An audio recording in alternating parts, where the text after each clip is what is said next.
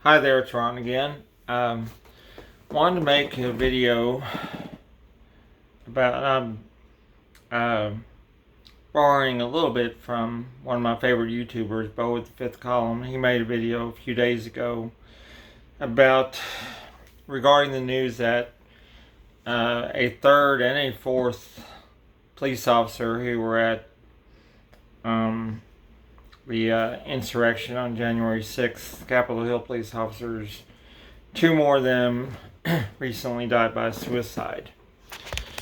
And that's upsetting to most people. Let me grab a drink here.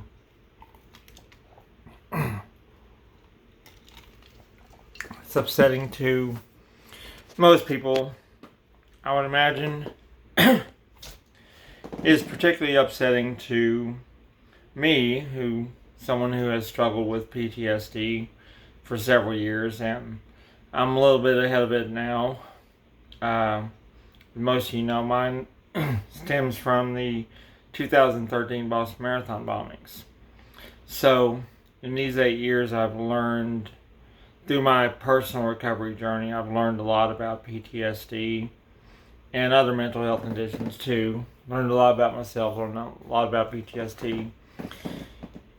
But I was kind of proud to see that Bo, he echoed something that I said.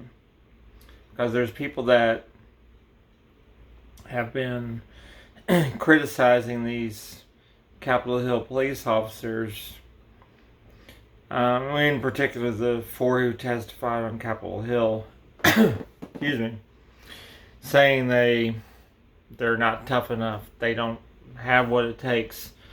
That wimp Tucker Carlson gets on there, guy who's probably never been in a fist fight his entire life, hasn't served in the military, hadn't been a cop, hasn't had PTSD,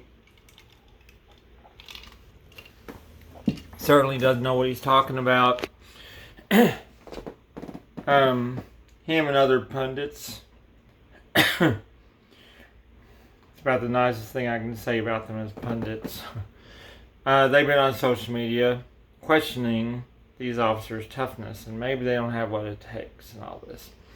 Well, I said in my very first mental health video, a little over a year ago, that dealing with PTSD, it's got nothing to do with how tough you are. And Bo, I'm glad that he relayed this. And part of it is a lot of the people saying that, they're the same people who are doing the virtue signaling of doing 22 push-ups to raise awareness of by the way, I just ran several miles out on a very warm night, so my my throat is scratchy. So please bear with me. They do this 22 push-ups to bring attention to supposedly approximately 22 veterans a day die by suicide, and most, if not all of them, have or had PTSD. And that was probably the primary factor in their suicide. Well, now I see there's a lot of conspiracy theories, a lot of, let's say, a lot of stupid conspiracy theories. They're flat out stupid conspiracy theories are already floating out there. Well, it sure is suspicious about all these police officers suddenly killing themselves. Someone probably suicided them. You know, the implication, someone brings up the Clintons and all this other crap. The implication that through some grand scheme to silence them, to stop them from revealing the real truth, that someone killed them, they didn't die by suicide, and all this other bullshit.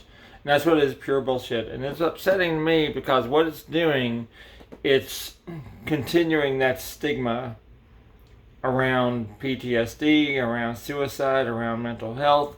It's continuing and adding to, not just continuing, it's adding to that stigma that, well, you just need to be tough enough. You just need to tough it out. And I know from personal experience that that will get you killed. That will lead to suicide.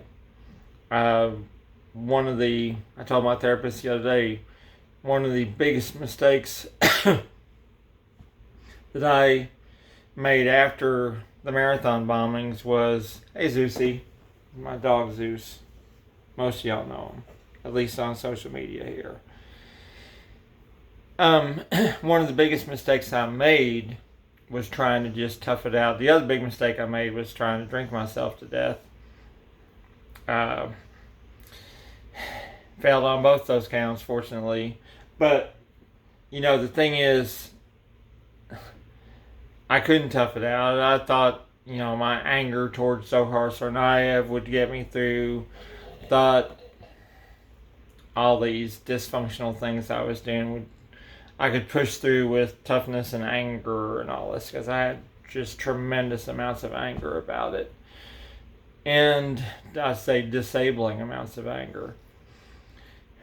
It wasn't until and the stigma excuse me, the stigma keeps people from getting help, and then they end up dying because they didn't get the help they needed.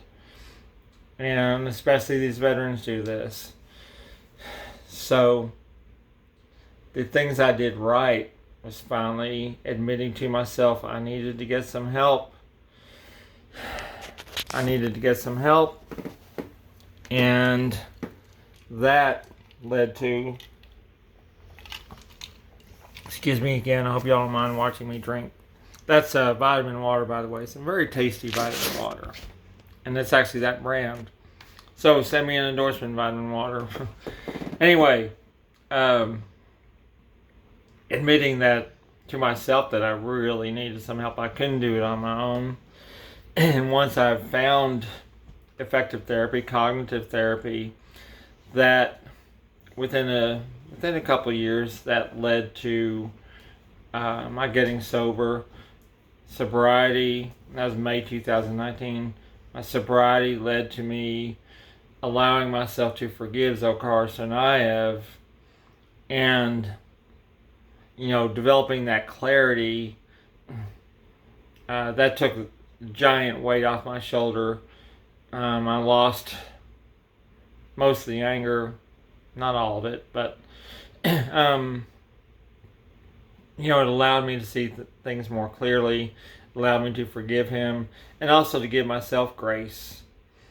And that's when I truly felt that weight drop off my shoulders, and was able to deal with it a lot more effectively and push through. I don't know that it's ever really over, but I mainly want to make the point that this bullshit, this stupid conspiracy stuff, because again, that's what it is. I'll call it stupid. About, oh no, someone had them killed to hide the real truth and all this other crap. Y'all are spreading very harmful disinformation, and when that spreads, it's going to prevent some people from seeking help, because it adds to that stigma. It doesn't just give you, it adds to that stigma. So cut it out. Especially the stuff I've seen on social media this week. It's people like Tucker Carlson who don't know a damn thing about PTSD, and probably not any other mental health conditions either. He doesn't know a damn thing about it. He sure as hell hasn't experienced it. I know a hell of a lot more than him. I know a hell of a lot more than a lot of people do on that. And just a lot of these people who don't know anything about it, that doesn't stop them from spreading disinformation. So it's upsetting, like I said. Forgive my bluntness, but it's upsetting and it's got to stop. And please, if you know anyone who you think does have PTSD, please encourage them, and in a non-judgmental way. Please encourage them to get some counseling. And also, the best thing you can do is be an active listener. Listen without judging. And be an active listener. And again, forgive all my coughing during this. Said I've had some allergy issues lately and just finished running out in that dirty Dallas there. But I just can't stress enough that dealing with PTSD, it isn't about how tough someone is, or it isn't about their intestinal fortitude or anything like that. I don't know if anyone can deal with it on their own. I mean, like, really get better, get healthier, and all that. So we have to spread truth about these things and encourage people to get help, and not judge and put out these falsehoods and put out the implication that people just aren't tough enough or whatever. Anyway, that's my 25 cents worth on that. I hope that that's the last of the suicides by those officers. I'm sure quite a few of them probably have PTSD. Anyway, y'all have a good night, and remember, we are luminous beings. Y'all take care.